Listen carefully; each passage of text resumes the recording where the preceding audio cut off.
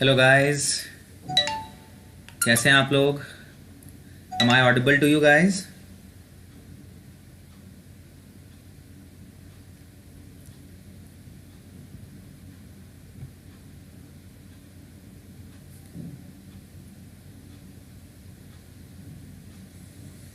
Yes.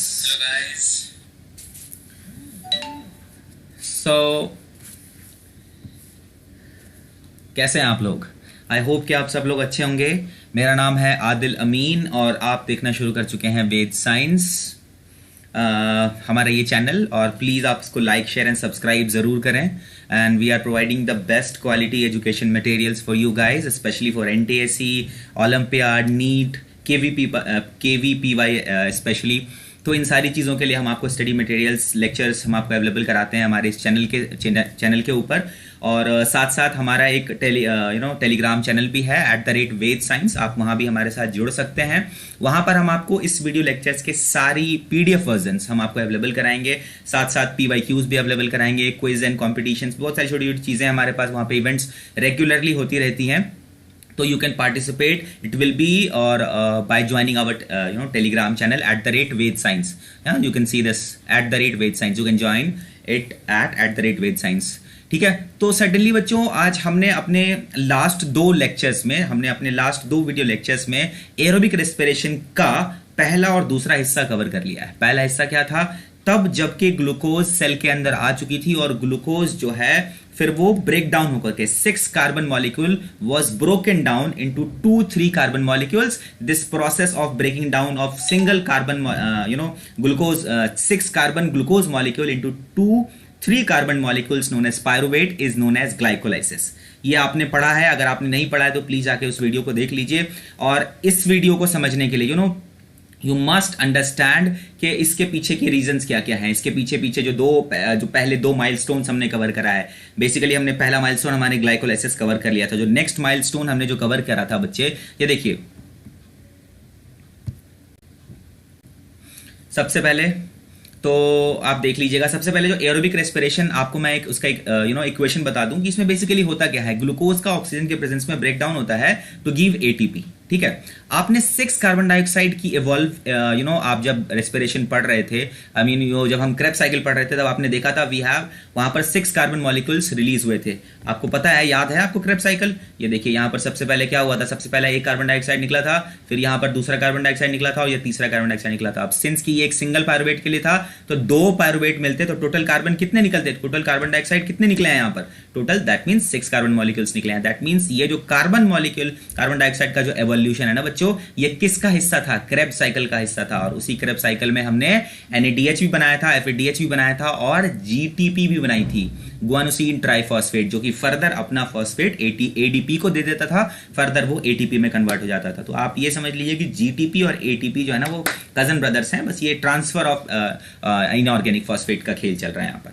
तो basically बच्चों, हमने सबसे पहला स्टेप ग्लाइकोलाइसिस कवर कर लिया था, जिसमें कि 6 कार्बन मॉलिक्यूल्स को तोड़ करके हमने 2-3 कार्बन के मॉलिक्यूल, जिसको कि हम पायरुवेट कहे थे, वो हमने बना लिया था। फिर पायरुवेट का हमने क्या करा? पायरुवेट का फिर हमने उसको एसिटाइल करा। फिर एसिटाइल को एंजाइम हुआ, उसकी डीकार्बोजिलेशन की उसकी, मतलब उस 3 कार्बन वाले सिंगल पायरुवेट मॉलिक्यूल से हमने 1 कार्बन को निकाल दिया तो वो 2 कार्बन का क्या बन गया? एसिटाइल को एंजाइम A बन गया। और इसमें कौन सा एंजाइम लग रहा था? Pyruvate dehydrogenase. आपको पता है यहां पर एक NADH भी बनी थी। अगर नहीं याद है तो प्लीज आप ध्यान रहे, आप जाकर इसको पढ़िए, क्योंकि ये बहुत इंपॉर्टेंट है। ये वाला जो आज हम इलेक्ट्रॉन ट्रांसपोर्ट सिस्टम पढ़ेंगे, इसको समझने के लिए सबसे इंपॉर्टेंट तो आपको क्रेब्स साइकिल समझना बहुत ही ज्यादा जरूरी है। अगर आपको नहीं है कंफ्यूजन, अगर कोई कंफ्यूजन है तो प्लीज अभी आप स्लाइड को ध्यान से देख लीजिए। और सबसे अहम चीज देखिए, मैं क्रेब्स साइकिल को इसलिए रिपीट करा रहा हूं ताकि इसका बहुत बड़ा इंप्लीकेशन आपको इलेक्ट्रॉन ट्रांसपोर्ट सिस्टम में है। सबसे पहली बात तो आप देख रहे हैं कि जो पायरुवेट से क्या हो रहा था, एसिटाइल को एंजाइम A बना था in the presence of pyruvate dehydrogenase, और वहां पर एक कार्बन डाइऑक्साइड निकली थी। तो एक कार्बन डाइऑक्साइड यहां निकली, दूसरी कार्बन डाइऑक्साइड यहां निकली और तीसरी कार्बन डाइऑक्साइड यहां निकली। ध्यान दे रहे हैं आप? तो आइसोसिट्रेट से अल्फा कीटोग्लिसरेट के बीच में एक कार्बन डाइऑक्साइड निकली थी और दूसरी अल्फा कीटोग्लिटरेट और सकिनाइल को एंजाइम से। तो आइसोसिट्रेट 6 कार्बन का था, अल्फा कीटोग्लिटरेट 5 का है और सकिनाइल 4 का है। तो 6 में से 1 गए, 5 बचा, 5 में से 1 गए, 4 बचा। दैट मींस 2 कार्बन डाइऑक्साइड यहीं रिलीज हो गए और 1 कार्बन डाइऑक्साइड यहीं रिलीज हो गया। अब सिंगल पायरुवेट से 3 कार्बन डाइऑक्साइड रिलीज हुए हैं, तो 2 पायरुवेट से 6 कार्बन डाइऑक्साइड रिलीज होंगे। इसी वजह से बच्चा ये इक्वेशन में 6 कार्बन डाइऑक्साइड लिखता है, ठीक है, लिखा जाता है। और यही क्या है, क्रेब्स साइकिल में हो रहा होता है। समझ आया आपको ये कार्बन डाइऑक्साइड का सिग्निफिकेंस क्या है? ये हमने 6 कार्बन डाइऑक्साइड क्यों लिखा है यहाँ पर, क्योंकि 6 कार्बन डाइऑक्साइड रिलीज हो रहे हैं क्रेब्स साइकिल में, है ना, 2 पायरुवेट में से पायरुवेट मॉलिक्यूल्स के लिए। आज जो हम पढ़ेंगे ना बच्चों, वो हम पढ़ेंगे ये 6H2O पानी कैसे निकल रहा है, पानी कहां से आ रहा है, ठीक है, हम इसके बारे में आज जानेंगे। और ये जानिएगा आप इलेक्ट्रॉन ट्रांसपोर्ट सिस्टम में, और साथ साथ एनर्जी की प्रोडक्शन कैसे हो रही है। तो अल्टीमेटली एरोबिक रेस्पिरेशन का आज हम सबसे आखिरी हिस्सा और सबसे इंपॉर्टेंट हिस्सा, जहां पर कि वाटर का, है ना, ऑक्सीजन का रिडक्शन, जिसकी वजह से पानी फॉर्म होगा, H2O फॉर्म होगा, और फाइनली एनर्जी की प्रोडक्शन होगी। ये 2 सेक्शन इस वाले एरोबिक रेस्पिरेशन के इक्वेशन का आज हम कवर करेंगे। इस वाले सेक्शन ये आपको कहां समझ में आएगा, इलेक्ट्रॉन ट्रांसपोर्ट सिस्टम में आपको ये चीज समझ में आएगी। ये ग्लूकोज, तो सबसे पहले आपको पता है ग्लूकोज टूट के तो पायरुवेट बनती है, तो ग्लाइकोलाइसिस भी हो गया, क्रेब्स साइकिल भी हो गया, और अब हम आज करेंगे इलेक्ट्रॉन ट्रांसपोर्ट सिस्टम। तो बच्चा एक चीज और हम जैसे हम उसकी तरफ आगे बढ़े, हम उससे पहले आपसे एक रिक्वेस्ट और करते हैं कि सबसे पहले ना आपको ये फ्यूमेरेट्स, फ्यूमेरेट से मैलेट के बीच में एक FADH का फॉर्म हुआ था, याद है आपको? फ्यूमेरेट से मैलेट के बीच में ना, सकिनेट से फ्यूमेरेट के बीच में जो कन्वर्जन हुआ था, इसमें एक FADH2 बना था ना, सकिनेट से फ्यूमेरेट के बीच में, S और F के बीच में जो एक FADH2 बना था, याद है यहां पर? और साथ साथ कौन सा एंजाइम लगा था, सकिनिक डिहाइड्रोजिनेज। ये आप याद रखिएगा, सकिनेट से फ्यूमेरेट, सकिनिक डिहाइड्रोजिनेज, ठीक है, ये चीजें आपको याद रखनी है। अभी आप इलेक्ट्रॉन ट्रांसपोर्ट चेन में इसका इंप्लीकेशन, इसका एप्लीकेशन देखेंगे। क्या याद रखना है, सकिनिक डिहाइड्रोजिनेज याद रखना है, ठीक है, सकिनाइल डिहाइड्रोजिनेज याद रखना है, जिसमें कि क्या फॉर्म हो रहा था, FADH2 फॉर्म हो रहा था, है ना, FAD+ से FADH2 फॉर्म हो रहा था। आपको पता है ना, सिट्रिक एसिड साइकिल में टोटल कितनी NADH फॉर्म होती है?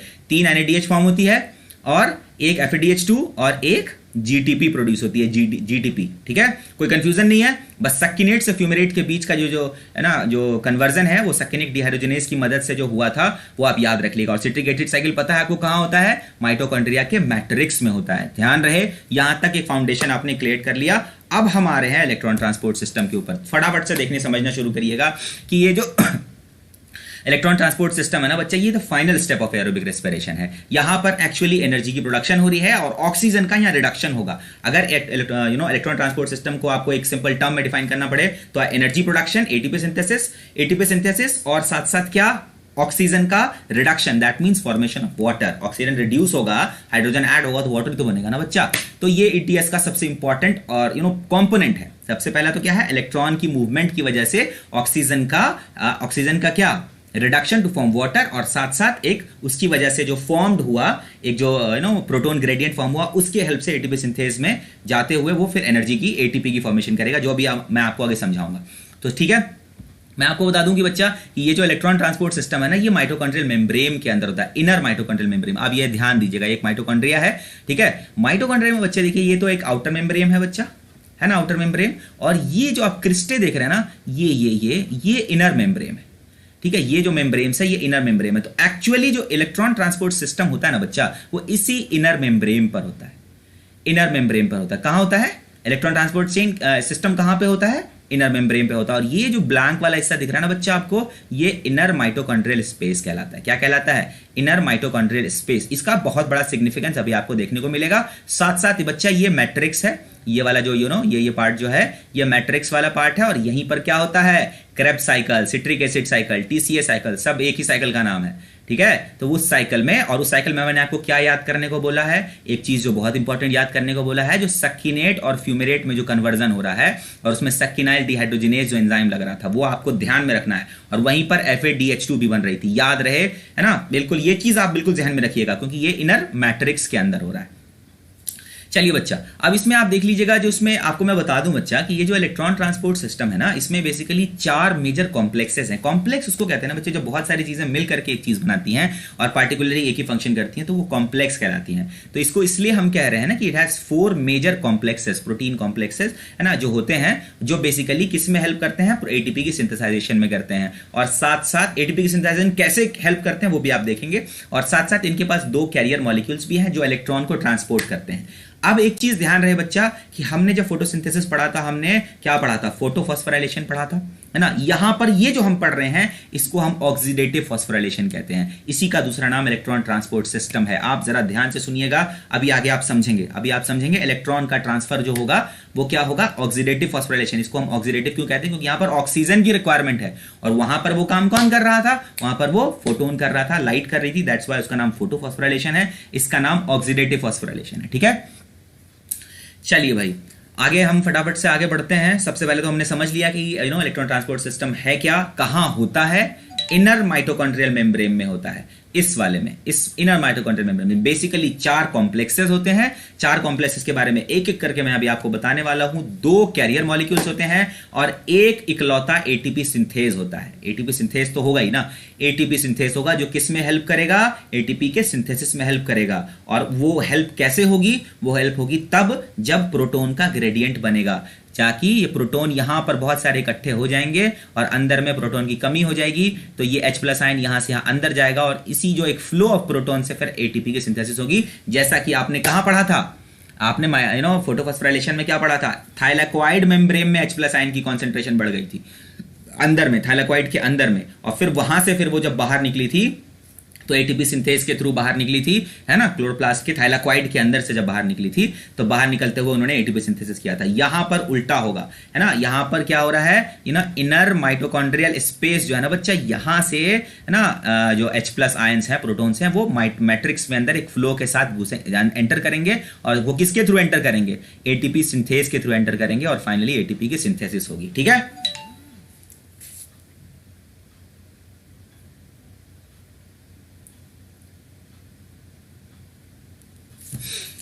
ओके जी, यहां तक बात समझ में आ गई है। आगे बढ़ते हैं। सबसे पहला जो कॉम्प्लेक्स है ना बच्चा, जो मैंने अभी आपको बताया है कि जो complex 1 of electron transport system, मैंने अभी जस्ट आपको बताया we have 4 major complexes in electron transport system. उन 4 मेजर कॉम्प्लेक्स में सबसे पहला जो कॉम्प्लेक्स है उसको हम NADH डिहाइड्रोजिनेज कहते हैं। मैंने आपको पिछली वीडियोस में डिहाइड्रोजिनेज के बारे में बताया था, नहीं बताया था। डिहाइड्रोजिनेज का क्या काम होता है, एक जगह से हाइड्रोजन को रिमूव करना और कहीं ना कहीं दूसरे जगह लाके लगा देना। तो जहां से रिमूव होगा वो कहीं ना कहीं तो जाके लगेगा, तो जहां से रिमूव हुआ दैट मींस डिहाइड्रोजनेज, ऑक्सीडेशन का काम हो रहा है, ठीक है। डिहाइड्रोजनेज का मतलब है हाइड्रोजन का रिमूवल। तो NADH डिहाइड्रोजनेज मतलब ये जो डिहाइड्रोजनेज है इस NADH पे एक्टिविटी करेगी और इसके हाइड्रोजन को रिमूव करेगी। इसका हाइड्रोजन रिमूव होगा तो साथ साथ इसके 2 इलेक्ट्रॉन्स भी रिमूव होंगे। I hope you understand. आपको ये बात तो जरूर समझ में आ रही होगी ना कि डिहाइड्रोजनेज मैंने आपको पिछली क्रेब साइकिल में इसलिए समझा देती क्योंकि मुझे पता है हर जगह डिहाइड्रोजनेज डिहाइड्रोजनेज डिहाइड्रोजनेज आने वाला है। आपको पता होना चाहिए कि डिहाइड्रोजनेज का मेन मकसद हाइड्रोजन का रिमूवल है और इस हाइड्रोजन के रिमूवल की वजह से इलेक्ट्रॉन भी रिमूव हो जाएगा, क्योंकि हाइड्रोजन तो प्लस होता है ना H+, उसके साथ साथ एक बैलेंस करने के लिए इलेक्ट्रॉन भी रिलीज होगा। तो हाइड्रोजन जब रिमूव होगा तो इलेक्ट्रॉन रिलीज हो जाएगी NADH से। तो NADH डिहाइड्रोजिनेज कॉम्प्लेक्स 1 का नाम क्या है, NADH डिहाइड्रोजिनेज। ये बेसिकली क्या करता है ना बच्चों, इसके पास क्या होता है ना, इसके पास मैं आपको बता दूं, इसके पास एक प्राइमरी इलेक्ट्रॉन एक्सेप्टर होता है। इसका जो शेप होता है ना बच्चों वो L शेप्ड होता है, L शेप्ड में होता है और छोटा सा पोर्शन ना मैट्रिक्स के साइड निकला हुआ रहता है। तो मैं आपको बता दूं कि ये क्या करता है ना, NADH डिहाइड्रोजिनेज जो होता है इसके अंदर सबसे इंपॉर्टेंट जो होता है ना, जो उसका इलेक्ट्रॉन एक्सेप्टर होता है। तो NADH डिहाइड्रोजिनेज की एक्टिविटीज, डिहाइड्रोजिनेज एक्टिविटीज की वजह से NADH में से इलेक्ट्रॉन रिलीज होगा और वो कहां जाकर के कॉम्प्लेक्स 1 के फैल्वीन मोनोन्यूक्लियोटाइड को सबसे पहले वो उसको एक्सेप्ट कर लेगी। जो इलेक्ट्रॉन रिलीज हुई NADH के बाद बच्चे क्या होता है, आप कॉन्सेप्ट को समझिएगा, बहुत ध्यान से समझिएगा कि NADH क्या है। मैंने आपको क्या बताया था, NAD क्या होता है बच्चा, इसके अंदर कोई एनर्जी नहीं होती। NAD+ के अंदर कोई एनर्जी नहीं होती, लेकिन NADH के अंदर एनर्जी होती है। दैट मींस हाइड्रोजन ऐड हो गया, एक प्रोटॉन आयन ऐड हुआ तो साथ साथ इलेक्ट्रॉन भी तो ऐड हुआ होगा। जब ये हाइड्रोजन निकला तो इलेक्ट्रॉन भी निकला। तो जो इलेक्ट्रॉन निकला ना बच्चा, वही इलेक्ट्रॉन कॉम्प्लेक्स 1 का फैल्वीन मोनोन्यूक्लियोटाइड जो है ना बच्चा, वो सबसे पहले वही एक्सेप्ट करता है। कौन एक्सेप्ट करता है? कॉम्प्लेक्स 1 का फेल्वीन मोनोन्यूक्लियोटाइड इसको एक्सेप्ट करता है, और साथ साथ कॉम्प्लेक्स 1 के साथ आयरन सल्फेट प्रोस्थेटिक ग्रुप भी होता है। प्रोस्थेटिक जानते हैं? प्रोस्थेटिक हैंड्स वगैरह होता है जो एक्स्ट्रा होता है, ठीक है, अलग से चीजें जो होती हैं, जो non iron non protein compound होते हैं, प्रोटीन ग्रुप्स होते हैं ये। तो बेसिकली क्या हो रहा है बच्चों, सबसे पहले अभी मैं आपको जब पाथवे बताऊंगा तो और स्टेप बाय स्टेप बताऊंगा कि एक्चुअली ईटीएस में क्या क्या हो रहा है। पहले आप समझ लीजिए कि कॉम्प्लेक्स 1 में क्या क्या है। कॉम्प्लेक्स 1 में इनके पास है FMN, फेल्वीन मोनोन्यूक्लियोटाइड, जो कि एक इलेक्ट्रॉन एक्सेप्टर है, साथ साथ एक आयरन सल्फर प्रोस्थेटिक ग्रुप है जो कि एक नॉन प्रोटीन ग्रुप है, क्योंकि इसमें प्रोटीन तो है नहीं, ये भी एक इलेक्ट्रॉन एक्सेप्टर है ना। और बेसिकली ये 4 हाइड्रोजन आयंस को पंप करता है, वो भी आगे बताऊंगा। बस फिलहाल आप ये समझ लीजिए कि कॉम्प्लेक्स 1 में क्या क्या होता है। सबसे पहले जो उसका इंपॉर्टेंट प्राइमरी इलेक्ट्रॉन एक्सेप्टर है वो है फेल्वीन मोनोन्यूक्लियोटाइड। क्या है? फेल्वीन मोनोन्यूक्लियोटाइड। और साथ साथ इनके पास सुगर, आयरन और सल्फर का एक प्रोस्थेटिक नॉन प्रोटीन ग्रुप होता है, जो ये भी ना इलेक्ट्रॉन को कैरी कर रहा होता है। तो ये कॉम्प्लेक्स 1 थी। कौन थी ये? Complex 1 NADH dehydrogenase. नेक्स्ट जो बच्चे कॉम्प्लेक्स है उसको सकिनेट डिहाइड्रोजिनेज। अभी मैंने बोला था ना आपको कि सकिनेट डिहाइड्रोजिनेज कहां था? सकिनेट डिहाइड्रोजिनेज था सकिनेट से फ्यूमेरेट बनाने में, जहां पर एक FADH2 बन रहा था। तो यही जो एंजाइम है ना बच्चा, यही कॉम्प्लेक्स 2 एंजाइम है। ये क्या करता है ना, यही वाला जो डिहाइड्रोजिनेज एंजाइम है, पहले तो ये क्या करेगा कि सकिनेट से फ्यूमेरेट बनाएगा, और फ्यूमेरेट में पहले FADH बनेगी, फिर यही FADH दोबारा FAD में कन्वर्ट होगी और इलेक्ट्रॉन्स रिलीज होगा। इलेक्ट्रॉन्स रिलीज होगा, जो इलेक्ट्रॉन रिलीज हुए है ना, वो फिर इलेक्ट्रॉन रिलीज होगा, और यहीं पे तो काम हो रहा है ना इलेक्ट्रॉन का ट्रांसफर। ईटीएस का मतलब क्या है? Electron transport system. जो इलेक्ट्रॉन जो ये FADH और NADH जो स्टोर करके रखा है ना बच्चा, ये NADH और FADH जो इलेक्ट्रॉन स्टोर करके रखा है हाइड्रोजन आयन के हेल्प से, तो वह इलेक्ट्रॉन हाइड्रोजन आयन के जैसे ये निकलेगा तो इलेक्ट्रॉन भी रिलीज हो जाएगा, और वही इलेक्ट्रॉन फिर कैरी होती है बच्चा, ठीक है। तो कॉम्प्लेक्स 2 क्या है? Succinate dehydrogenase. पहला वाला क्या था? NADH dehydrogenase. क्या था? लिख लो, कॉपी पे लिखो, फटाफट लिखो। पहला है कॉम्प्लेक्स 1 है NADH डिहाइड्रोजिनेज। डिहाइड्रोजिनेज मैंने आपको पिछली क्रेब साइकिल वाले में डिहाइड्रोजिनेज एक्टिविटी बताई हुई है, जहां पर हाइड्रोजन का रिमूवल, जो रिमूवल को हम डिहाइड्रोजिनेज कहते हैं, नाम ही तो बता ना, डिहाइड्रो मतलब हाइड्रोजन का निकाल देना। नेक्स्ट जो कॉम्प्लेक्स है बच्चा वो है सकिनेट डिहाइड्रोजिनेज। क्या है ये? Succinate dehydrogenase. आपको पता है ना सकिनेट डिहाइड्रोजिनेज कहां पर था? अभी क्रेब साइकिल में मैंने बताया आपको कि सकिनेट डिहाइड्रोजिनेज यहां पर था ना, ये देखिए यहां पर था सकिनेट डिहाइड्रोजिनेज, जब सकिनेट से फ्यूमेरेट बन रहा था, ठीक है। तो यहां तो कॉम्प्लेक्स 2 है। अब please do like share and subscribe our channel. हाँ, तीसरा जो बच्चों, अब एक कैरियर मॉलिक्यूल आएगा, इसको हम यूबिक्विनॉन कहते हैं, इसको Q से रिप्रेजेंट भी किया जाता है ना, Q से भी रिप्रेजेंट किया जाता है, और ये बेसिकली कॉम्प्लेक्स 1 और 3 है ना के बीच में इलेक्ट्रॉन को कैरी करता है। कॉम्प्लेक्स 1 से लेकर के कॉम्प्लेक्स 2 तक इलेक्ट्रॉन को, कॉम्प्लेक्स 3 तक को कैरी करता है। साथ साथ बीच में जो कॉम्प्लेक्स 2 भी है ना, अपना इलेक्ट्रॉन इसको है ना यूबिक्विनॉन को दे देता है। तो कॉम्प्लेक्स 1 से इलेक्ट्रॉन यूबिक्विनॉन पे गया, कॉम्प्लेक्स 2 से, कॉम्प्लेक्स 2 में पता है ना क्या हो रहा था? कॉम्प्लेक्स 2 पे कौन होता है? Succinate dehydrogenase. तो सकिनेट डिहाइड्रोजिनेज में यहां पर किसका इलेक्ट्रॉन होगा? FADH का इलेक्ट्रॉन होगा, और वाले कॉम्प्लेक्स 1 का NADH का इलेक्ट्रॉन होगा। दोनों का इलेक्ट्रॉन कैरी कौन करेगा? यूबिक्विनॉन, और यहां से लेके पहुंच जाएगा कॉम्प्लेक्स 3 पर। कॉम्प्लेक्स 3 कौन है बच्चा? कॉम्प्लेक्स 3 साइटोक्रोम B होता है, जिसको हम ऑक्सीडो रिडक्टेज भी कहते हैं, ऑक्सीडो रिडक्टेज भी कहते हैं, वो आगे आप समझेंगे इसको क्यों कहते हैं। इसके साथ साथ बच्चा इसके पास भी आयरन सल्फर प्रोटीन होता है, और इनके पास एक हीम ग्रुप भी होता है बच्चा। पता है आपको हीम ग्रुप? हीम ग्रुप आपने हेमोग्लोबिन पढ़ा होगा ना बच्चा, तो वहां पे भी एक हीम ग्रुप होता है। तो वहां वाला हेमोग्लोबिन वाला जो हीम ग्रुप होता है ना, वो ऑक्सीजन को कैरी करता है, लेकिन यहां साइटोक्रोम B वाला जो हीम ग्रुप है ना बच्चा, ये ना इलेक्ट्रॉन को कैरी करता है। क्या करता है? ये वाला जो हीम ग्रुप है ये इलेक्ट्रॉन को कैरी करता है। जब हेमोग्लोबिन की बात कीजिएगा तो वहां पर का जो हीम ग्रुप था वो ऑक्सीजन कैरी करता था, और कॉम्प्लेक्स 3 का, that mean cytochrome oxido reductase का या साइटोक्रोम B का जो हीम ग्रुप है बच्चा, वो इलेक्ट्रॉन कैरी करता है, क्योंकि यह सारा काम तो इलेक्ट्रॉन के कैरी करने का ही तो है इलेक्ट्रॉन ट्रांसपोर्ट सिस्टम में। नेक्स्ट है बच्चा, फिर से एक और कैरियर मॉलिक्यूल आ जाता है जो कॉम्प्लेक्स 3। कॉम्प्लेक्स 3 कौन सा है? साइटोक्रोम B ऑक्सीडो रिडक्टेज, उससे लेकर के ये कॉम्प्लेक्स 4 तक पहुंचा देता है। तो तीसरा जो कैरियर मॉलिक्यूल है, आपको पता हो गया ना कि पहला कैरियर मॉलिक्यूल क्या था? यूबिक्विनॉन, और दूसरा है साइटोक्रोम C, ठीक है। अब आप आ जाते हैं बच्चा कॉम्प्लेक्स 4 पर। कॉम्प्लेक्स 4 समझने की कोशिश करिएगा कि कॉम्प्लेक्स 4 को ना बच्चा साइटोक्रोम ऑक्सीडेज भी कहा जाता है। क्या कहा जाता है? साइटोक्रोम C कहा जाता है। पहला को क्या कहा गया था? साइटोक्रोम B कहा गया था कॉम्प्लेक्स 3 को, और और कॉम्प्लेक्स 4 को साइटोक्रोम सी ऑक्सीडेज कहा जाता है। ये सिर्फ साइटोक्रोम सी है, लेकिन ये साइटोक्रोम सी ऑक्सीडेज है बच्चा। और ये किन किन चीजों से बना हुआ होता है? ये साइटोक्रोम सी जो है ना ऑक्सीडेज, जो इन बहुत सारी चीजों से बना होता है। सबसे पहला वो साइटोक्रोम ए और ए3 से बना होगा। इसके साथ साथ इसके पास दो तरह के कॉपर आयंस होंगे। एक तो कॉपर आयन ए, मतलब कॉपर आयन ए होगा, और एक कॉपर आयन बी होगा। Cu2 प्लस होगा, वो एक तरह का, दो तरह का होगा। मतलब आपको क्या पता चला?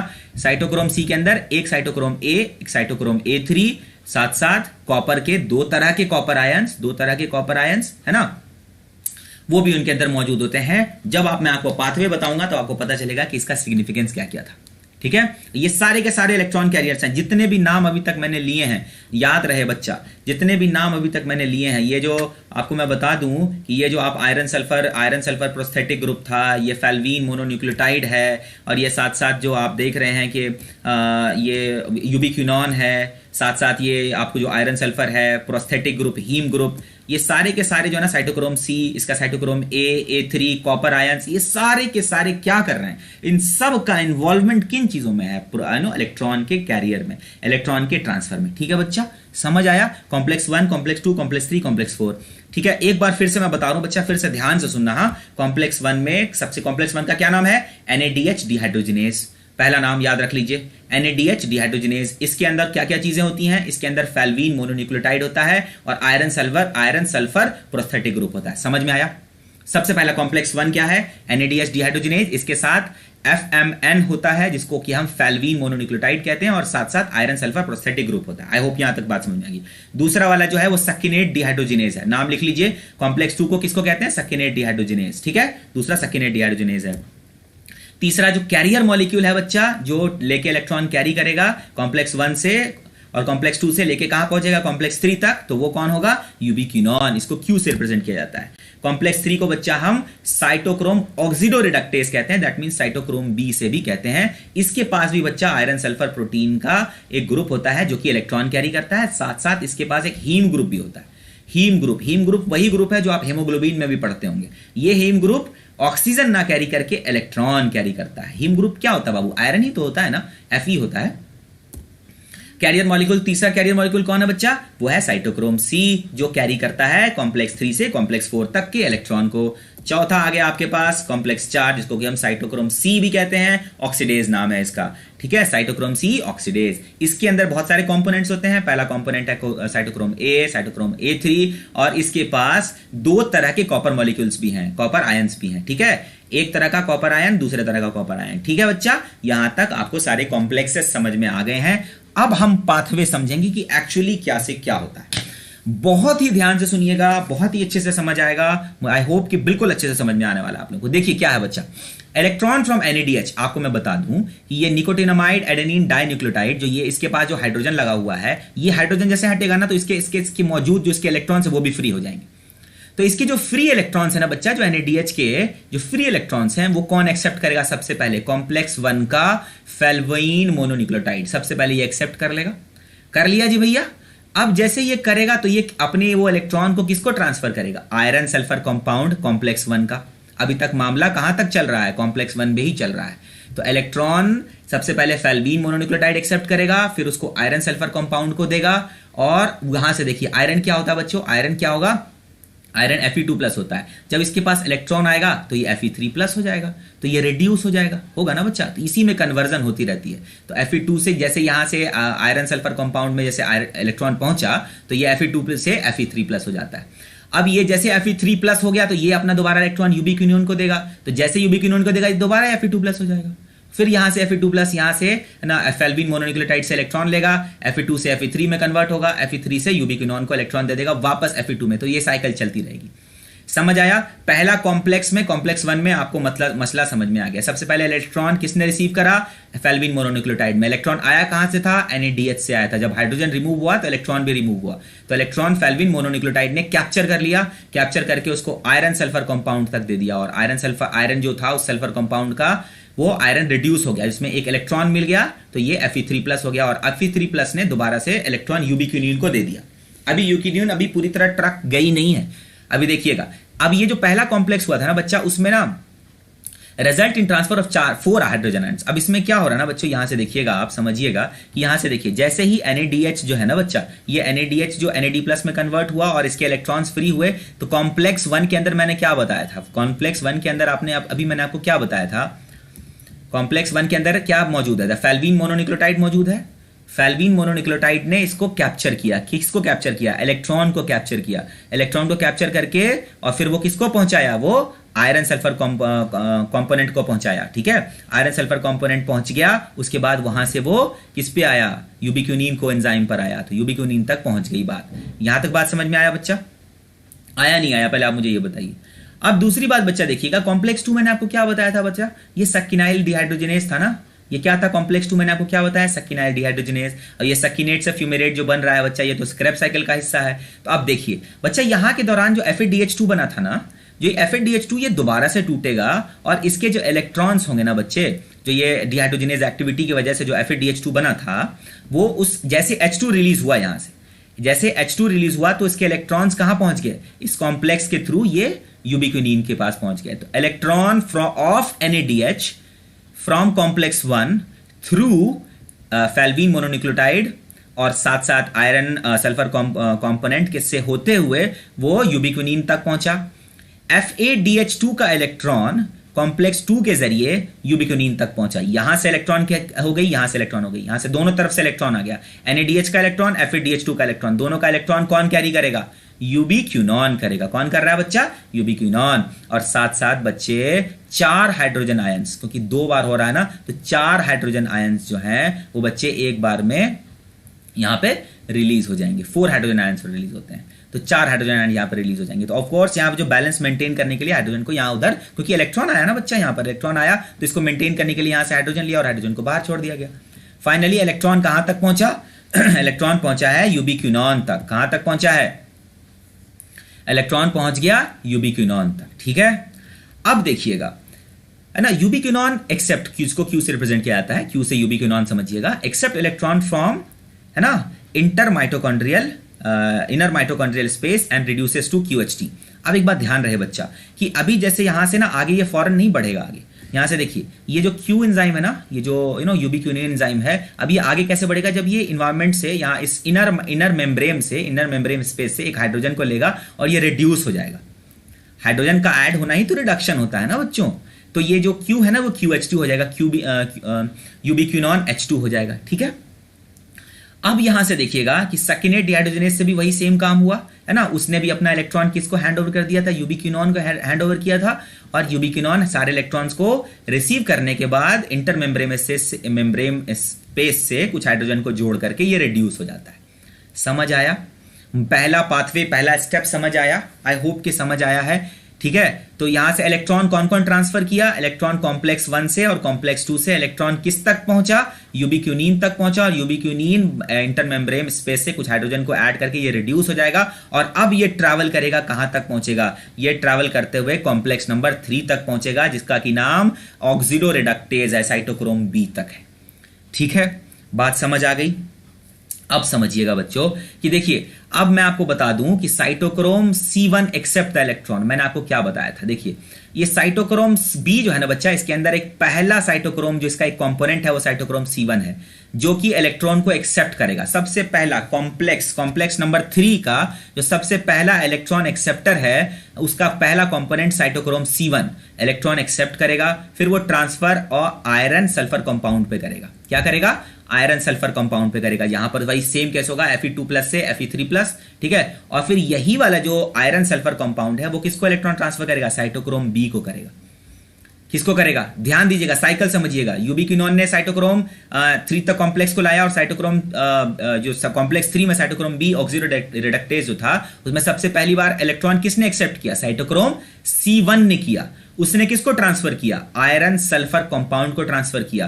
फिर आयरन सल्फर कंपाउंड ने फिर किसको ट्रांसफर किया, साइटोक्रोम B को ट्रांसफर किया। यहीं तक कॉम्प्लेक्स 3 का मसला था, यहीं तक कॉम्प्लेक्स 3 का मसला है। अब यहां से साइटोक्रोम B के पास जो इलेक्ट्रॉन थे, उसने इलेक्ट्रॉन कैरियर को साइटोक्रोम C को वह हैंड ओवर कर दिया। ठीक है, और 4 हाइड्रोजन आयंस दोबारा से पंप हुए मेंटेन करने के लिए, ग्रेडियंट को मेंटेन करने के लिए, जो जितने इलेक्ट्रॉन्स उधर गए हैं तो उतना मेंटेन करने के लिए उधर भेज दिया गया। ठीक है, तो जितने हाइड्रोजन आयन जो है आप यहां से समझिए ना बच्चा, आप यहां से समझिए, देखिए यहां से जितने हाइड्रोजन, यहां से जितने इलेक्ट्रॉन्स यहां पर गए उतने हाइड्रोजन भी तो बाहर जाएंगे ना। जितने इलेक्ट्रॉन्स यहां से निकल के इस कॉम्प्लेक्स से होते हुए यहां पर पहुंचे हैं तो उतने ही हाइड्रोजन को बाहर बाहर कर दिया गया, ताकि अंदर जो है वो ग्रेडियंट मेंटेन रहे, नंबर ऑफ जो है ना वो मेंटेन रहे, hydrogen positive and negative ions का जो बैलेंस मेंटेन रहे, इस वजह से ये किया जाता है। ठीक है, तो बच्चा अब साइटोक्रोम बी से ना बच्चा वो क्या हो रहा है, कैरियर साइटोक्रोम सी तक पहुंच जाता है। साइटोक्रोम सी क्या करता है, फिर वो कहां तक लाके इसको पहुंचाएगा, कॉम्प्लेक्स नंबर 4 तक लाएगा। कॉम्प्लेक्स नंबर 4 कौन था, साइटोक्रोम सी ऑक्सीडेज। वो कौन सा था, ऑक्सीडो रिडक्टेज, ये वाला साइटोक्रोम सी ऑक्सीडेज। अब यहां पर बच्चों बहुत ध्यान से समझने की बात है कि सबसे पहले जो है कि साइटोक्रोम सी जैसे ही इस कॉम्प्लेक्स नंबर 4 तक ला करके इलेक्ट्रॉन को पहुंचाएगा तो कॉम्प्लेक्स नंबर 4 का सबसे पहला component copper ion, Cu2 copper ion, ठीक है ना, वो क्या करेगा, इलेक्ट्रॉन एक्सेप्ट करेगा और वो किसको सब ट्रांसफर कर देगा, वो ट्रांसफर करेगा साइटोक्रोम स्मॉल ए को। फिर साइटोक्रोम ए से फिर वो मैंने आपको क्या बताया था, दो तरह के कॉपर आयंस होते हैं साइटोक्रोम 4 कॉम्प्लेक्स 4 में, तो वो दूसरे वाले कॉपर तक पहुंचा देगा। दूसरा वाला जो कॉपर है बच्चों वो फाइनली साइटोक्रोम A3 तक पहुंचा देता है। तो कॉम्प्लेक्स 4 के कंपोनेंट्स पता है ना आपको कि दो तरह के तो कॉपर आयंस है ना, और क्या है, साइटोक्रोम ए और साइटोक्रोम A3। ठीक है, तो कॉपर सबसे पहले कॉपर ने एक्सेप्ट किया इलेक्ट्रॉन को, वो ट्रांसफर साइटोक्रोम ए को कर दिया। साइटोक्रोम ए ने दूसरे वाले कॉपर आयंस को सब किया, ठीक है, फिर उस कॉपर आयन ने फाइनली साइटोक्रोम A3 को ट्रांसफर कर दिया, क्या करा, इलेक्ट्रॉन। और जैसे ही इलेक्ट्रॉन ट्रांसफर हुआ कि finally electrons are accepted by oxygen inside the matrix, matrix के अंदर ही हो रहा है ये, और फाइनली इलेक्ट्रॉन जैसे ही ऑक्सीजन मॉलिक्यूल ने O2 ने एक्सेप्ट किया तो वो H2O हो गया, क्योंकि इलेक्ट्रॉन जब एक्सेप्ट करेगा बच्चा तो साथ साथ H+ आयन भी तो एक्सेप्ट करेगा ना, बैलेंस बनाने के लिए। निगेटिव जा रहा है तो साथ साथ प्लस भी तो H+ भी तो जाएगा, तो साथ साथ H भी इसके साथ जुड़ जाएगा। फाइनली है ना O+H+, क्योंकि इलेक्ट्रॉन जुड़ेगा तो फाइनली H2O बनेगा। तो इसीलिए हम कहते हैं एरोबिक रेस्पिरेशन में वाटर के मॉलिक्यूल का फॉर्मेशन होता है, दैट मींस ऑक्सीडेशन, ऑक्सीजन का रिडक्शन होता है। बात समझ आई? आई होप कि बात समझ में आई है यार, प्लीज समझिए, ये बहुत ही जरूरी है, एक्सट्रीमली इंपॉर्टेंट टॉपिक है। समझ में आ रहा है आपको? आया, समझ में आया नहीं है? पाथवे एक बार और बता रहा हूं आपको, मैं पाथवे एक और बता रहा हूं, नहीं समझ में आ रहा कॉपी पे लिख लीजिए। सबसे पहला जो स्टेप होता है, इलेक्ट्रॉन जो NADH से रिलीज हुआ है, NADH से रिलीज हुआ है, उसको कौन एक्सेप्ट कर रहा है, सबसे पहले तो उसको फेल्विन मोनोन्यूक्लियोटाइड एक्सेप्ट कर रही है कॉम्प्लेक्स 1 का। फिर उस कॉम्प्लेक्स 1 का जो आयरन सल्फर कंपाउंड है उसने उसको ट्रांसफर, फेल्विन मोनोन्यूक्लियोटाइड ने उसको आयरन सल्फर कंपाउंड पे भेज दिया। और मैं आपको बता दूं कि ये Fe2+ आयरन इलेक्ट्रॉन को एक्सेप्ट करके रिड्यूस होता है, Fe3+ बन जाता है। यही सेम केस आगे भी होगा, और वही इलेक्ट्रॉन जो है Fe3+ जो है वो यूबिक्विनोन को इलेक्ट्रॉन ट्रांसफर कर देता है। यूबिक्विनोन वो इलेक्ट्रॉन लेकर के और साथ साथ सकिनेट डिहाइड्रोजिनेज वाला जो कॉम्प्लेक्स है वहां से भी इलेक्ट्रॉन को, जो FADH2 से बना था है ना, वो इलेक्ट्रॉन को भी वो किस तक पहुंचा देगा, यूबिक्विनोन तक पहुंचा देगा। बात अब यूबिक्विनोन तक आ गई। अब यूबिक्विनोन क्या करेगा, यूबिक्विनोन रिड्यूस हो जाएगा। यूबिक्विनोन रिड्यूस हो जाएगा, कहां पे है वो, इंटर मेम्ब्रेन स्पेस में है, माइटोकॉन्ड्रियल स्पेस में है, वहां पर वो वहां के हाइड्रोजन को लेकर के वो रिड्यूस हो जाएगा, तो वो QH2 बन जाएगा। Q रिप्रेजेंट किसको कर रहा है, यूबिक्विनोन को कर रहा है। जब रिड्यूस होगा तो यूबिक्विनोन H2 बन गया। फाइनली यूबिक्विनोन कॉम्प्लेक्स 3 तक पहुंचेगी, कॉम्प्लेक्स 1 से कॉम्प्लेक्स 2 से इलेक्ट्रॉन ले ली, कॉम्प्लेक्स 3 तक पहुंचेगी। कॉम्प्लेक्स 3 में आपको सबसे पहले जो इलेक्ट्रॉन एक्सेप्ट करेगा वो साइटोक्रोम C1 करेगा, फिर उसको आयरन सल्फर कंपाउंड पे भेजेगा। आयरन सल्फर कंपाउंड जो है फिर उसको साइटोक्रोम B पे भेजेगी फाइनली, और साइटोक्रोम B से वो एक कैरियर मॉलिक्यूल जो मूव कर पा रही है वो साइटोक्रोम C है, उस तक पहुंचती है। वहां से वो साइटोक्रोम जो इलेक्ट्रॉन को कैरी करते हुए वो कहां तक पहुंचेगी, साइटोक्रोम 4 कॉम्प्लेक्स 4 पे पहुंचेगी, साइटोक्रोम C ऑक्सीडेज पे पहुंचेगी। वहां पर उसको सबसे पहला कॉम्प्लेक्स 4 का सबसे पहला इलेक्ट्रॉन एक्सेप्टर कौन होगा, वो होगा ये कॉपर, एक तरह का कॉपर आयन। फिर वो क्या करेगा, साइटोक्रोम A को ट्रांसफर करेगा इलेक्ट्रॉन। फिर साइटोक्रोम A जो है वो दूसरे तरह के कॉपर को इलेक्ट्रॉन ट्रांसफर करेगा। फाइनली कॉपर जो है इलेक्ट्रॉन को फाइनली साइटोक्रोम A3 तक पहुंचा देगा, साइटोक्रोम A3 तक पहुंचा देगा। और यहीं पे फाइनली ये जो कॉपर आयंस होता है ना, ये ऑक्सीजन मॉलिक्यूल्स को ट्रैप कर लेते हैं, ऑक्सीजन मॉलिक्यूल ट्रैप कर लेते हैं और फिर हाइड्रोजन आकर के उसको रिड्यूस करता है और अल्टीमेटली वाटर का फॉर्मेशन होता है। तो अल्टीमेटली जो पहला रिजल्ट आपको इलेक्ट्रॉन ट्रांसपोर्ट सिस्टम से समझ में आता है वो ये आता है कि आप देख रहे हैं कि बार बार हाइड्रोजन आयंस जो हैं वो आपको इंटरमेम्ब्रेन स्पेस में ट्रांसफर हो रहे हैं। दूसरा दूसरा जो बहुत इंपॉर्टेंट चीज हो रही है वो क्या हो रही है, ये वाटर का फॉर्मेशन हो रहा है ना। ये पहला मेजर इंपॉर्टेंट हो रहा है जो मैट्रिक्स के अंदर हो रहा है। और इंटरमेम्ब्रेन स्पेस में क्या हो रहा है, हाइड्रोजन आयन का कॉन्सेंट्रेशन बढ़ता जा रहा है, बढ़ता जा रहा है, बढ़ता जा रहा है। तो बात समझ में आई, बात समझ में आई आपको, स्टेप समझ में आया। अभी एक नेक्स्ट कॉम्प्लेक्स 5 एटीपी सिंथेस के बारे में मैं आपको बताऊंगा। सबसे पहले कहां एंटर करी, NADH से इलेक्ट्रॉन एंटर करी कॉम्प्लेक्स 1 में, है ना, फैल्वीन मोनोन्यूक्लियोटाइड। उसके बाद आयरन सल्फर कंपाउंड, फिर वहां से ये यूबिक्विनोन। कॉम्प्लेक्स 2 से इलेक्ट्रॉन का कौन सोर्स है, FADH2। कॉम्प्लेक्स 2 क्या है, सकिनेट डिहाइड्रोजिनेज। फिर यहां से इलेक्ट्रॉन कहां तक पहुंची, यूबिक्विनोन। अब ये यूबिक्विनोन जो है ना, हाइड्रोजन के इस वाले यहां से इन्वायरमेंट से, इस इंटरमेम्ब्रेन स्टेट से हाइड्रोजन को लेके ये रिड्यूस हो जाएगा, और रिड्यूस्ड जो यूबिक्विनोन है वो कॉम्प्लेक्स 3 को अपने इलेक्ट्रॉन्स दे देगा, फिर से हाइड्रोजन रिलीज हो जाएगी यहां पर। तो यहां पर इलेक्ट्रॉन आ गया, यहां से इलेक्ट्रॉन ट्रांसफर होते हुए सबसे पहले साइटोक्रोम B से होते हुए फिर ये फाइनली कहां तक पहुंचेगा, लास्ट में ये पहुंचेगा साइटोक्रोम C तक, और साइटोक्रोम C फाइनली कॉम्प्लेक्स 4 तक जो है आपको इलेक्ट्रॉन को पहुंचा देगा। इलेक्ट्रॉन में सबसे पहले वहां कैरियर कौन एक्सेप्ट करेगा, कॉपर आयन करेगा, फिर साइटोक्रोम A3 करेगी, फिर उसके बाद कॉपर आयन करेगा, फिर फाइनली साइटोक्रोम जो है फाइनली कौन करेगा, फाइनली कंफ्यूजन होगी, सबसे पहले तो साइटोक्रोम A करेगा एंड देन फिर साइटोक्रोम A3 करेगी। और अल्टीमेटली जो ये ऑक्सीजन जो यहाँ पर जो है जो मूविंग ऑक्सीजन थी वो इस इलेक्ट्रॉन की हेल्प से ये ऑक्सीडाइज हो जाएगी, है ना, रिड्यूस हो जाएगी, सॉरी, ऑक्सीजन जो है रिड्यूस हो जाएगी, है ना। और साथ साथ अल्टीमेटली क्या बनेगा, वाटर बनेगा, ऑक्सीजन का रिडक्शन हो जाएगा। रिडक्शन का क्या मतलब है, जैसे इलेक्ट्रॉन इसमें आएगा तो हाइड्रोजन आयन भी आएगा, और जब हाइड्रोजन आयन आएगा, हाइड्रोजन ऐड होगा तो ये रिड्यूस हो जाएगा। देख रहे हैं हाइड्रोजन ऐड हो गया इसके अंदर, इसीलिए वाटर बन गया। तो पहला स्टेप ऑफ ETS का, इलेक्ट्रॉन ट्रांसपोर्ट सिस्टम का क्या है, सबसे पहला जो प्रोडक्ट है वो है H2O, पानी का फॉर्मेशन, और साथ साथ एक बहुत ज्यादा प्रोटॉन का ग्रेडियंट फॉर्म हो जाना। प्रोटॉन यहाँ पे देख रहे हैं इंटरमेम्ब्रेन स्पेस में कितने सारे हाइड्रोजन, सब यहाँ से हाइड्रोजन आयन यहाँ से वहां ट्रांसफर होते जा रहे हैं। तो यहाँ पर बहुत सारे हाइड्रोजन आयन प्रेजेंट हो गए इंटरमेम्ब्रेन स्पेस में, और मैट्रिक्स में कम है, तो एक ग्रेडियंट सा क्रिएट हो गया। क्या ग्रेडियंट सा क्रिएट हो गया, अब देखिए ऐसा नहीं कि हाइड्रोजन आयन इसको क्रॉस कर सकते हैं, इंटरमेम्ब्रेन को नहीं क्रॉस कर पाएंगे। उनको क्रॉस करने के लिए एक सिंगल तरीका है, वो है क्या, एटीपी सिंथेज। आपको बच्चा पता है ना एटीपी सिंथेज में क्या होता है, ये CF0 वाला जो इंबेडेड होता है इंटर मेम्ब्रेन में, और जो प्रोट्रूडिंग पोर्शन होता है वो CF1 होता है। कौन होता है, CF1। ये CF0, ये CF1।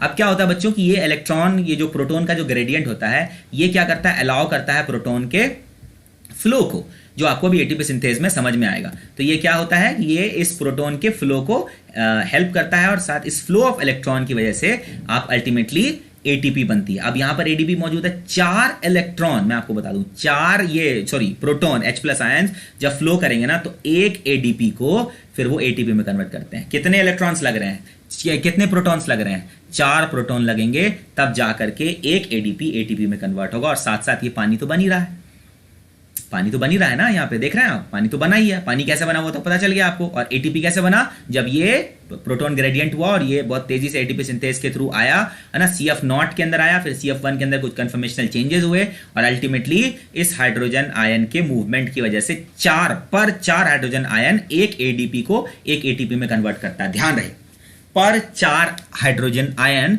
एक एडीपी को एक एटीपी में कन्वर्ट करता है। बात समझ आई, यही सारी चीजों को जिक्र किया हुआ है। अब मैं आपको बता दूं कि मैं आपको क्यों कहता हूं कि एक NADH में 2.5 ATPs के बराबर एनर्जी होती है। आपको मैंने क्या बताया, आपको मैंने बताया कि 4 H+ आयन जब मूव करेंगे ना, 4 H+ आयन जब मूव करेंगे तब जाके एक ADP से ATP बनेगा। तो अब मैं आपको बता दूं कि एक NADPH से NADH मॉलिक्यूल से, P यहां पे फिर से गलती से लिखा गया, एक NADH मॉलिक्यूल से 10 हाइड्रोजन आयन ना इनर माइटोकॉन्ड्रियल स्पेस में रिलीज होते हैं। 10 हाइड्रोजन आयन को इनर माइटोकॉन्ड्रियल स्पेस में रिलीज किए जाते हैं। तो आपको पता है ना कि 10 हाइड्रोजन आयन जब फ्लो करेंगे तो कितने बनेंगे, 2.5, क्योंकि आपको पता है 4 हाइड्रोजन जब फ्लो करेंगे तो एक एडीपी को एटीपी में कन्वर्ट करेंगे। तो दैट मींस यहां पर 10 हाइड्रोजन आयन मूव करेंगे, दैट मींस एक NADPH के अंदर 2.5 एटीपी के बराबर एनर्जी होती है। इसीलिए मैं कहता हूं, इसीलिए कह रहा होता ना कि 4 हाइड्रोजन आयंस जो आयंस है, जो कॉम्प्लेक्स के एटीपी सिंथेज के थ्रू जब इनर की तरफ मूव करेंगे तो एक एडीपी फॉस्फोराइलेट होगा और एटीपी बनेगी। तो 4 NADH क्या करता है, 10 H+ आयंस को इनर माइटोकॉन्ड्रियल स्पेस में मूव कराता है। 10 इलेक्ट्रॉन रिलीज करेगा और साथ उसकी वजह से 10 हाइड्रोजन आयन जो इनर माइटोकॉन्ड्रियल स्पेस में रिलीज हो जाएगी, है ना, इनर माइटोकॉन्ड्रियल में रिलीज हो जाएगी। एक NADH के अंदर 10 इलेक्ट्रॉन की कैपेबिलिटी है, तो 10 इलेक्ट्रॉन ये देगा उसको और 10 हाइड्रोजन आयन यहां पर रिलीज हो जाएगा। तो इस वजह से आप देखिए, समझिएगा यहां पर कि एक NADH में, इसीलिए मैं कहता हूं कि टोटल 10 हाइड्रोजन आयन की पुश करने की कैपेबिलिटी है, इसीलिए, और पर 4 हाइड्रोजन आयन एक ATP बनाने में हेल्प करता है। तो टोटल एक NADPH से आप 2.5 ATP बना सकते हैं, नहीं बना सकते। और FADH 6 हाइड्रोजन आयंस को रिलीज पुश करता है, दैट मींस 6 इलेक्ट्रॉन को वो रिलीज करेगा, इसकी वजह से 6 हाइड्रोजन आयंस, है ना, इनर माइटोकॉन्ड्रियल स्पेस में पुश किए जाएंगे। इसकी वजह से अब आपको पता है 4 हाइड्रोजन आयन लगता है एक ATP बनाने में, इसके पास है 6, तो एक FADH मॉलिक्यूल हमारे पास 1.5 ATP दे सकता है। समझ आया? समझ आया नहीं आया? एक बार और बता दूं, ध्यान दीजिएगा, एक सेकंड रुक जाइए।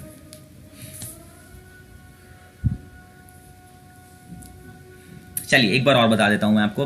देखिए सबसे पहले तो आप ये समझिए बच्चा कि यहां पर हाइड्रोजन आयन का ग्रेडियंट है, प्रोटॉन ग्रेडियंट है। ये जो प्रोटॉन है बच्चा, ये प्रोटॉन ATP सिंथेस के थ्रू पुश किए जाएंगे मैट्रिक्स के अंदर थ्रू ATP सिंथेस, और इसके अंदर कुछ कन्फर्मेशनल चेंजेस आएगा और ADP जो है वो ATP में कन्वर्ट हो जाएगी। ADP से जो ATP कन्वर्ट होगी ना, इसको ADP को 4 हाइड्रोजन आयंस लगेंगे, 4 हाइड्रोजन आयन लगेंगे, तब जाके ये ATP में कन्वर्ट होगा। ठीक है, 4 हाइड्रोजन लगते हैं। अब आपको पता है NADH जो है वो 10 इलेक्ट्रॉन रिलीज करती है, दैट मींस 10 हाइड्रोजन आयन को वो इस एनवायरनमेंट, इस इंटरमेम्ब्रेन स्पेस में पुश करेगी, और FADH जो है वो 6 हाइड्रोजन आयन को यहां पे पुश करेगी। और तो ये एक 10 जब यहां से मूव करेगी तो टोटल मिला के 2.5 ATP बराबर प्रोड्यूस होगा ना, 2 बच जाएगा ना, 2.5 ATP हो जाएगा। और एक FADH से हमारे पास 1.5 ATP बनता है, दैट मींस इसके पास 6 हाइड्रोजन आयन को पुश करने की कैपेबिलिटी है, दैट मींस इसके पास 6 इलेक्ट्रॉन्स हैं। जो 6 इलेक्ट्रॉन जो होगा जब वो रिलीज होगा तो इसके अंदर मौजूद H+ आयंस भी इनर माइटोकॉन्ड्रियल स्पेस में पुश कर दिए जाएंगे, और वही फिर जब फ्लो करते हुए ATP सिंथेस के थ्रू आएंगे तो ATP की जनरेशन होगी। समझ आ रहा है आपको? इसीलिए मैं कहता हूं कि एक NADPH से 2.5 ATP बनती है, दैट मींस उसके पास 10 इलेक्ट्रॉन रिलीज होने की कैपेबिलिटी है, जिसकी वजह से 10 हाइड्रोजन आयन को इनर माइटोकॉन्ड्रियल स्पेस में पुश किया जाता है। और वही हाइड्रोजन आयन जब ATP सिंथेस के थ्रू वापस अंदर की मैट्रिक्स की तरफ आती है तो ADP 4 हाइड्रोजन आयन एक ADP को ATP में कन्वर्ट करती है। समझ आया? आई होप कि बच्चा लोग को समझ में आ गया यार। प्लीज समझ लेना, इसको नहीं समझ आ रहा ना, एक वीडियो को 1-2 मरतबा जरूर देख लेना प्लीज, आई रिक्वेस्ट। ये ऐसे क्लास तो है नहीं ना, आप जितनी बार चाहो इसको देख सकते हो। चलो बाबा, अब हम आ जाते हैं बैलेंस शीट के ऊपर, कितनी एनर्जी बेसिकली प्रोड्यूस हो रही है, क्या खेल हो रहा है। आपको पता है ना बच्चा, ग्लाइकोलिसिस जब हमने पढ़ा था तो ग्लाइकोलिसिस में 2 ATP बनी थी और 2 NADH बना था। बने तो 4 थे लेकिन 2 प्रिपरेटरी फेज में चली गई थी, तो 2 ATP बनी और 2 NADH बनी। ठीक है, पायरुवेट एसिटाइलेशन में आप ध्यान रहे, आपके पास 2 NADH बना था। आपको अभी मैं दिखा दूं, यहां पर एसिटाइलेशन में देखिए बना था ना, देखिए एसिटाइलेशन में यहां पे एक NADH बना था कि नहीं बना था। तो पर पायरुवेट एक NADH बना, तो एसिटाइलेशन तो दो पायरुवेट की होगी ना। तो 2 पायरुवेट जब एसिटाइलेशन हुई तो आपके पास पायरुवेट एसिटाइलेशन में 2 NADH बन गई। समझ आ रहा है, कॉन्सेप्ट समझ में आ रहा है? ग्लाइकोलाइसिस में 2 ATP बनी तो 4 थी, लेकिन 2 प्रिपरेटरी स्टेज में चली गई, खत्म हो गई, तो 2 ATP और 2 NADH बन गई, है ना। साथ साथ आप देख लीजिए कि पायरुवेट एसिटाइलेशन में 2 NADH बन रही है। और क्रेब्स साइकिल में आप देखिएगा, सिंगल पायरुवेट से 3 NADH बनी थी, एक FADH2 बना था और एक GTP बना था। तो जब क्रेब्स साइकिल में तो 2 बार पायरुवेट पार्टिसिपेट करेगा ना, तो that means total 6 NADH participate करेगी। यहां देखिए, फिर से समझ लीजिए यार, कोई कंफ्यूजन नहीं रहनी चाहिए किसी भी कंडीशन में, बहुत इंपॉर्टेंट टॉपिक है ये। ठीक है, एक पायरुवेट इन्वॉल्व हो रही है ना, यहां पर एक पायरुवेट इन्वॉल्व हो रही है, तो 1 2 3 NADH फॉर्म हो रही है और एक FADH2 फॉर्म हो रहा है और एक GTP फॉर्म हो रहा है। ठीक है, टोटल मिलाकर के 3 NADH, एक FADH2 और एक GTP। तो 2 बार अगर साइकिल चली है तो 2 हो गया, 6 3 दूनी 6, 2 1 कम 2, 2 1 कम 2। तो टोटल मिलाकर के ये टोटल कंक्लूजन है, ये टोटल एनर्जी की प्रोडक्शन है। अब यही फिर जब ETS में गया तो आपको एनर्जी कितनी देखिए, 10 NADH, ठीक है, टोटल मिलाकर के 10 NADH हुए ना, देखिए 2 NADH, 2 NADH और 6 NADH, टोटल मिला के 2 2 4 और 6 10 NADH से आपको पता है पर NADH 2.5 होता है, तो टोटल मिला के 10 × 2.5 दैट मींस 25 NADH से 25 ATP बन के तैयार। 2 FADH2 से 1.5 × 2 3, तो 25 3 28, 28 2 30 और 2 32। तो total energy in aerobic respiration है ना, starting from glycolysis, going through Krebs cycle and ultimately coming to the electron transport chain will produce 32 ATPs of energy. आया समझ में बात? आ गई बात समझ में? नहीं आई तो प्लीज आप कमेंट बॉक्स में बताइए, हम जरूर इसको हेल्प करेंगे आपको इसको सॉल्व करने में। समझ आया नहीं आया? समझ आया नहीं आया? कॉम्प्लेक्स 1 क्या था? कॉम्प्लेक्स 1 था NADH डिहाइड्रोजिनेज था। क्या था कॉम्प्लेक्स 1? क्या था? NADH डिहाइड्रोजिनेज था। कॉम्प्लेक्स 2 क्या है? सकिनेट डिहाइड्रोजिनेज है। कॉम्प्लेक्स 3 क्या है? कॉम्प्लेक्स 3 साइटोक्रोम बी है, ऑक्सीडो रिडक्टेज। साथ साथ कैरी कौन कर रहा है? यूबीक्यूनॉन। नाम याद रख लीजिए, यूबीक्यूनॉन। तीसरा कैरियर मॉलिक्यूल क्या था? Cytochrome C. चौथा कैरियर मॉलिक्यूल क्या था? Cytochrome C. चौथा कॉम्प्लेक्स क्या था? Cytochrome C oxidase. ठीक है, वहां से निकल करके फिर ये सारे पाथवे को आप एक बार वीडियो को रोक करके पढ़ लीजिए। आई प्रॉमिस आपको सारी चीजें समझ में आ जाएंगी, आप बिल्कुल भी चिंता न करें, लिख लीजिए इसको कॉपी के ऊपर। और फाइनली इलेक्ट्रॉन ट्रांसपोर्ट सिस्टम का मेन मकसद क्या है बच्चा लोग? मेन मकसद है वाटर का प्रोडक्शन, ऑक्सीजन का रिडक्शन, और साथ साथ H+ आयंस का है ना पंप करके इंटर माइटोकॉन्ड्रियल स्पेस में हाइड्रोजन आयन का कॉन्सेंट्रेशन बढ़ाना, एक प्रोटॉन ग्रेडियंट क्रिएट करना, जिसकी वजह से वो प्रोटॉन एटीपी सिंथेसिस के थ्रू जब मैट्रिक्स में वापस आएगा तो पर 4 हाइड्रोजन आयन एक एटीपी बना देगी। और एक NADPH में 10 इलेक्ट्रॉन होते हैं, इसी वजह से 10 हाइड्रोजन आयन को वो पुश करता है। 10 हाइड्रोजन जब पास ऑन करेगी तो 4 एक को बनाता है, दैट मींस 10 अगर हाइड्रोजन आयन होगा तो 2.5 एटीपी बनेगी। और FADH2 कितना करता है? 6 करता है। तो FADH2 जब वापस आएगी, H+ आयन जब वापस आएगा तो 1.5 एटीपी बनेगी। समझ आया?